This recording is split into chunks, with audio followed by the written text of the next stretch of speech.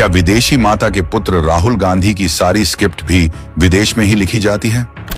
7 अगस्त को राहुल गांधी ने 30 मार खान बनकर पीपीटी दिखाकर और कुछ पेड इन्फ्लुएंसर की वाहवाही तो बटोर ली, लेकिन जब सोशल मीडिया की एक टीम ने इस पीपीटी की तहकीकात की तो होश उड़ा देने वाले दावे निकल कर आए।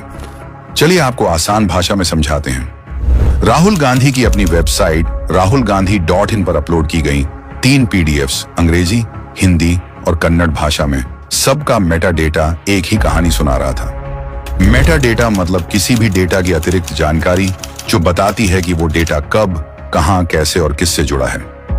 मेटा डेटा में इन पीडीएफ का टाइम जोन भारत का नहीं बल्कि म्यांमार फॉल 630 दिखाया गया।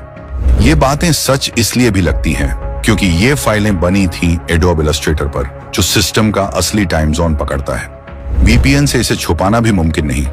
मतलब साफ है, ये स्क्रिप्ट्स भारत में नहीं विदेश में लिखी गई। जैसे ही ये सच सामने आया, राहुल गांधी के दरबारियों की नींद उड़ गई। सारे उछल कूद कर इसे फर्जी कहने लगे। कोई आधे अधूरे टेक्निकल लेक्चर देने लगा। सवाल है, अगर ये फर्जी था तो इतना पसीना क्यों आ रहा है? असली मालिक तो खामोश है, क्योंकि राहुल गांधी खुद कहते हैं जो चोर होता है वो चुप रहता है। जब चोर को पकड़ा जाता है, चोर बिल्कुल चुप हो जाता है। मूर्खता तो तब लगी जब कांग्रेस की गालीबाज मैडम कभी प्रवक्ता, कभी इकोनॉमी एक्सपर्ट और अब एडोबी एक्सपर्ट बनकर मैदान में कूद पड़ी। पर मालिक को बचाने की ये कोशिश भी फ्लॉप रही। सच दबाया नहीं जा सकता।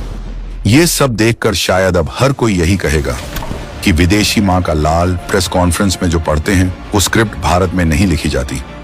उनके लिए तैयार की गई स्क्रिप्ट बाहर से आती है और शायद इसलिए हर महीने उन्हें एक मुद्दा इंपोर्ट करने के लिए विदेश जाना पड़ता है।